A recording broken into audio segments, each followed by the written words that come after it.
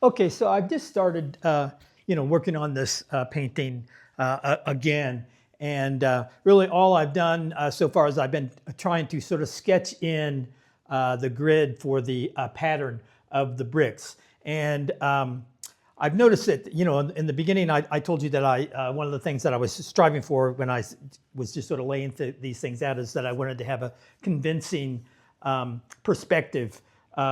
In the painting. One of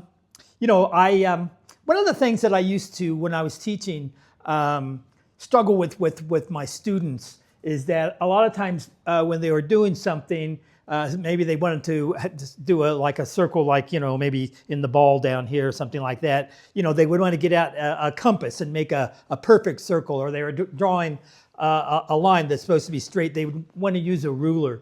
And, one of the things that I would tell them, I mean, there's a time and place to do that, and maybe this was a time and a place to maybe do that when I first started this. But what I'd like to would tell my students is that it's going to be a much more interesting line if you take a ruler and then run your pencil across the ruler. You're going to get really kind of a boring line. But if you do it freehand, and the first time you do the line, you'll step back and look at it and say, oh, it's kind of crooked.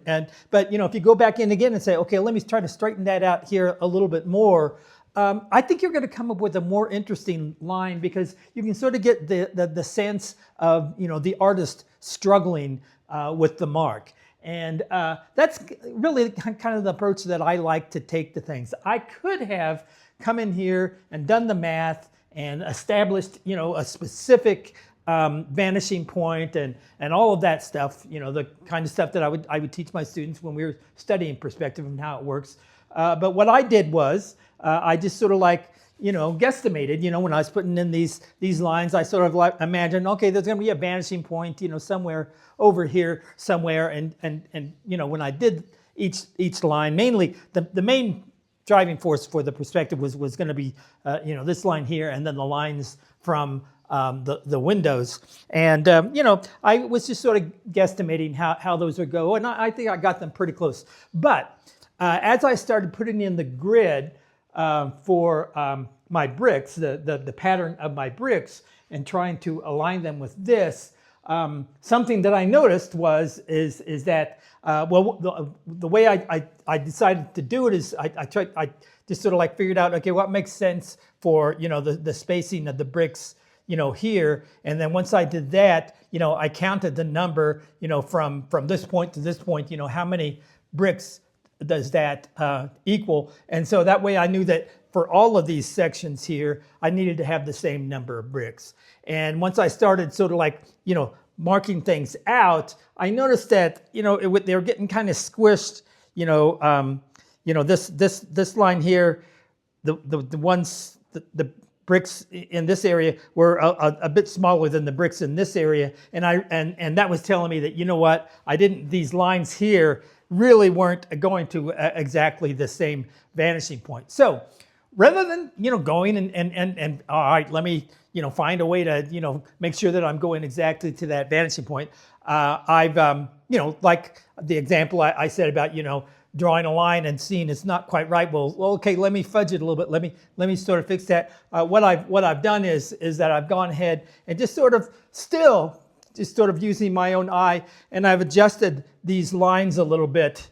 I've moved this one down a little bit, this one up a little bit, and maybe that one up a little bit more itself, to get what I think is going to be making all these lines line up a little bit closer to an actual vanishing point, wherever it might be. But still, I'm sure that I'm going to see, it's not going to be perfect.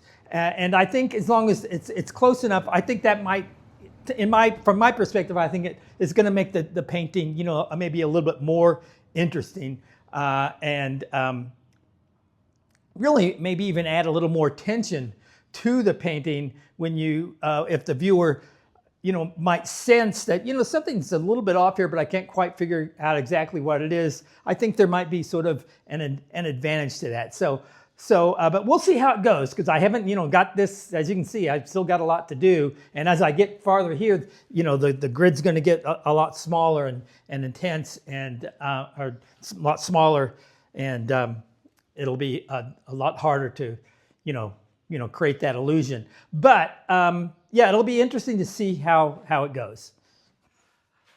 Okay, so yeah, actually, I got the grid of the pattern for my bricks in here, and it actually went a lot faster than I thought it would. But some interesting things that have developed.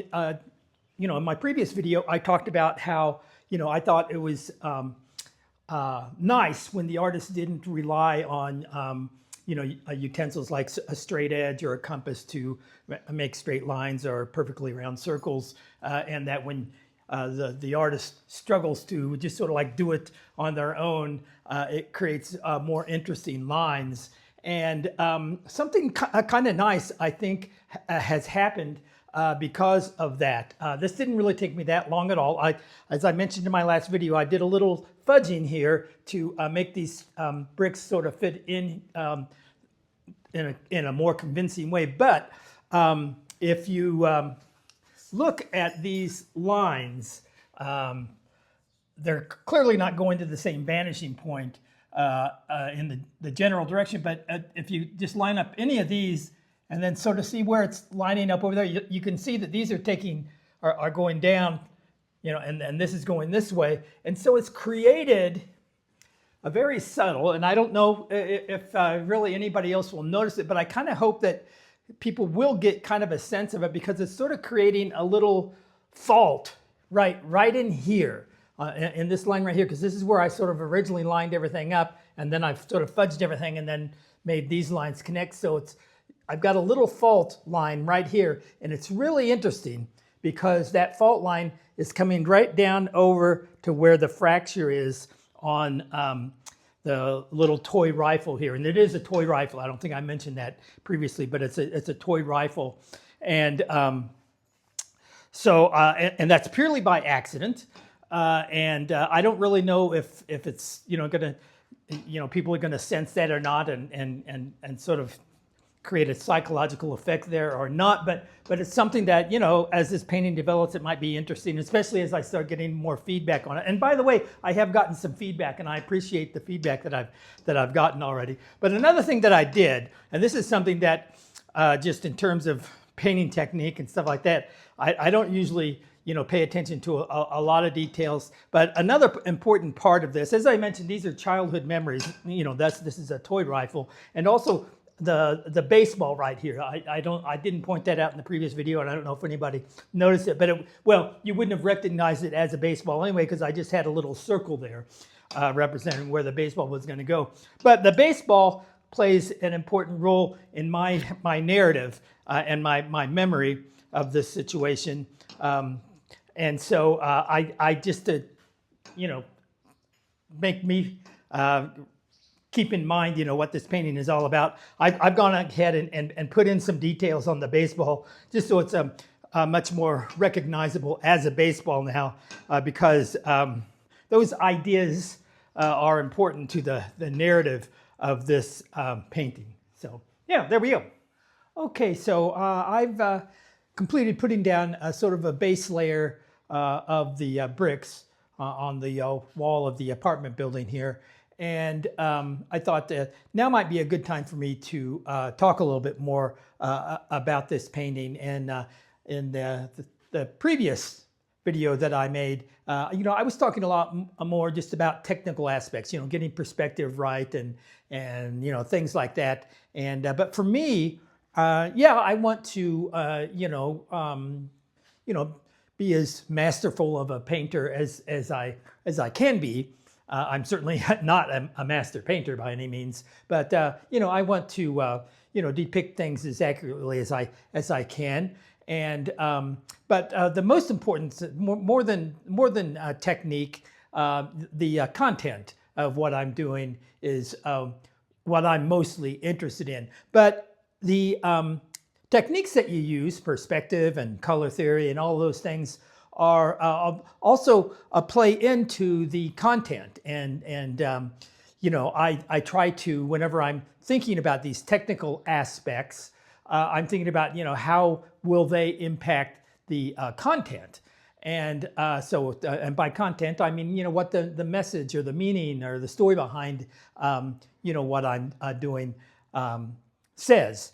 And I mentioned, that it was kind of nice that, the technical problems that I was having with the perspective and creating kind of a little bend here in this line here. If you follow this line straight across this way, you're going to see that it doesn't really line up with these lines, and vice versa, doesn't line up. I mentioned how it sort of created a little fault right here that went right down to where the broken part of the toy rifle was. And that's one way that, this technique, this sort of accident in resulting from my less than perfect technique, actually, I think, although I'm not really sure if people can really pick up on that much, if it's that obvious, but if it's not that obvious, it might be, maybe they will, at least subconsciously. But the real message is, really is going to play against, the baseball here and the broken gun. But so I wanted to create a mood. Now, it's not that important for me, for people to really know the story. I mean, this is based upon a true life experience that I had. I think I was 7 years old, but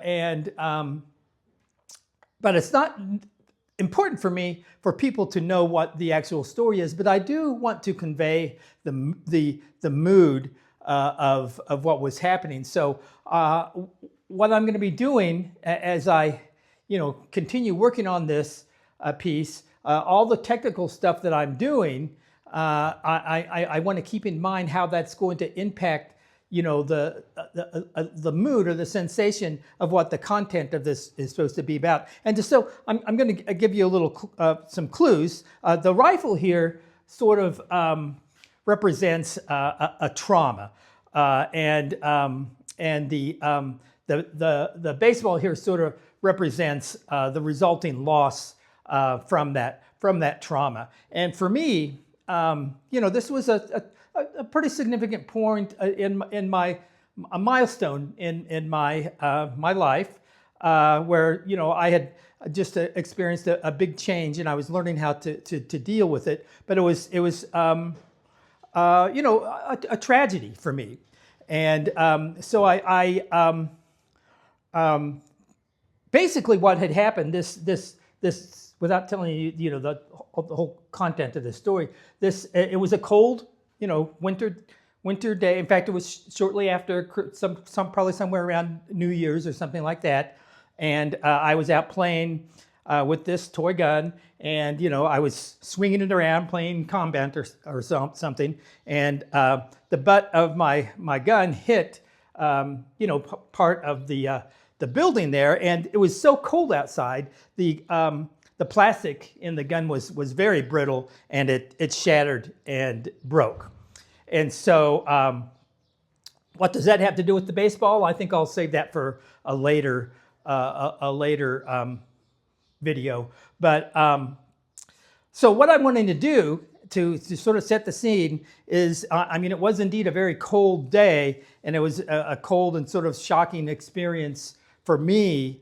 Ultimately, this broken gun ended up, being like a metaphor to me, and but I'll talk about that later. But what I'm wanting to do now, as I'm working on the rest of the environment here, is I really want to emphasize the cold feeling and the freezing temperatures and stuff. So to do that, I'm going to introduce, I'm going to be, as much as possible, using cooler colors, some blues and maybe a little bit of violet, bluish violets.